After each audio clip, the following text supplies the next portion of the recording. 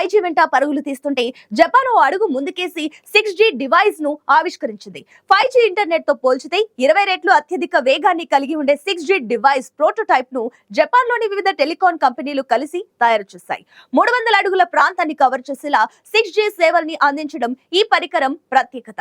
అయితే అందరూ భావిస్తున్నట్టు ఈ డివైస్ స్మార్ట్ ఫోన్ కాదు, ఇదొక ప్రత్యేకమైన పరికరం. భారత్ లో 5G సేవలు కొన్ని నగరాలకే పరిమితమైంది. పైగా డేటా ట్రాన్స్ఫర్ కేవలం 10 నుంచి 20 గిగాబైట్స్ ఉంది. కానీ జపాన్ తీసుకొచ్చిన 6G డివైస్ 100 గిగాబైట్ల వేగంతో డాటాను ట్రాన్స్ఫర్ చేయగలదు.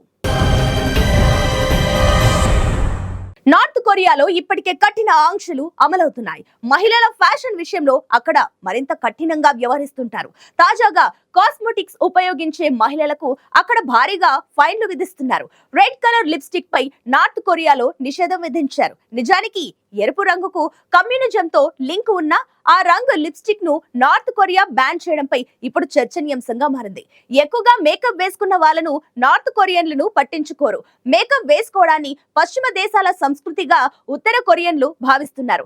రెడ్ లిప్స్టిక్ వేసుకున్న వాళ్ళు ఎక్కువ అట్రాక్టివ్ గా కనిపిస్తారని కొరియన్లు భావిస్తున్నారు. ఇది ప్రభుత్వ వైఖరికి విరుద్ధమన్న అభిప్రాయాలు వ్యక్తమవుతున్నాయి.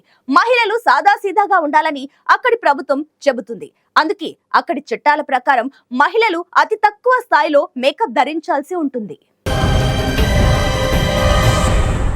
తమ దేశ ఉనికికి ప్రమాదం వాటిల్లితే తమ అణు విధానాన్ని మార్చుకుంటామంటూ ఇజ్రాయెల్ కు ఇరాన్ అణు హెచ్చరిక జారీ చేసింది.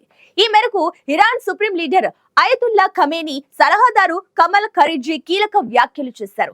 ఇప్పటి వరకు అణు బాంబు తయారు చేయాలని తాము నిర్ణయించలేదని, ఇరాన్ ఉనికికి ప్రమాదం వాటిల్లితే అణు విధానాన్ని మార్చుకోవడం తప్ప మరో మార్గం లేదన్నారు.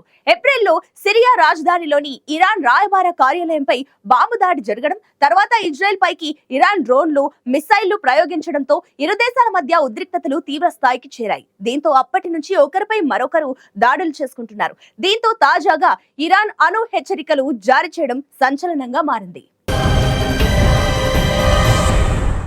ఓవైపు మాల్దీవ్స్ తో దౌత్యపరమైన వివాదం కొనసాగుతున్నా భారత్ మాత్రం సహాయాన్ని ఆపడం లేదు. మాల్దీవ్స్ కు 417.45 కోట్ల రుణాన్ని తీర్చేందుకు మరో ఏడాది పొడిగింపు ఇచ్చింది. వడ్డీ లేకుండా ఈ మొత్తాన్ని ఆ దేశం వినియోగించుకోవచ్చు. ఈ మేరకు మాల్దీవులు చేసిన విజ్ఞప్తికి భారత్ సానుకూలంగా స్పందించింది. వాస్తవానికి ఈ ద్వీప దేశంతో భారత్ సంబంధాలు ఇటీవల కాలంలో క్షీణించాయి. చైనా అనుకూలంగా వ్యవహరించే ముయిజ్జు మాల్దీవుల అధ్యక్షుడిగా అధికారం చేపట్టిన నాటి నుంచి ఇరు దేశాల సంబంధాలు దెబ్బతిన్నాయి. అయినా ఆ దేశానికి మోదీ ప్రభుత్వం అండగా నిలుస్తూనే ఉంది. గతంలో కరోనా, ఇతర సంక్షోభ సమయాల్లోనూ ఉదారంగా సాయం చేసింది. భారత్ అందించిన ఆర్థిక సహాయంపై మాల్దీవుల విదేశాంగ శాఖ మంత్రి మూసా జమీర్ కృతజ్ఞతలు తెలిపారు. Bill and Melinda gates foundation co chair పదవికి మెలిందా ఫ్రెంచ్ గేట్స్ రాజీనామా చేశారు. 20 ఏళ్ల క్రితం తన మాజీ భర్త బిల్ గేట్స్ తో కలిసి ఆమె స్వచ్ఛంద సంస్థను నెలకొల్పి ప్రపంచంలోనే అతిపెద్ద సేవా సంస్థగా తీర్చిదిద్దారు.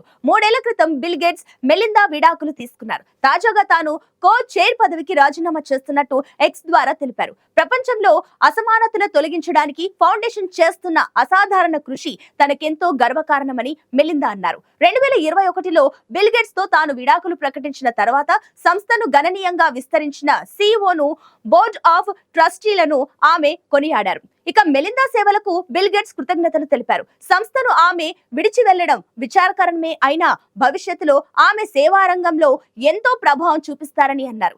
గేట్స్ తో ఒప్పందం ప్రకారం మెలిందాకు $1,250 కోట్ల లభిస్తాయి.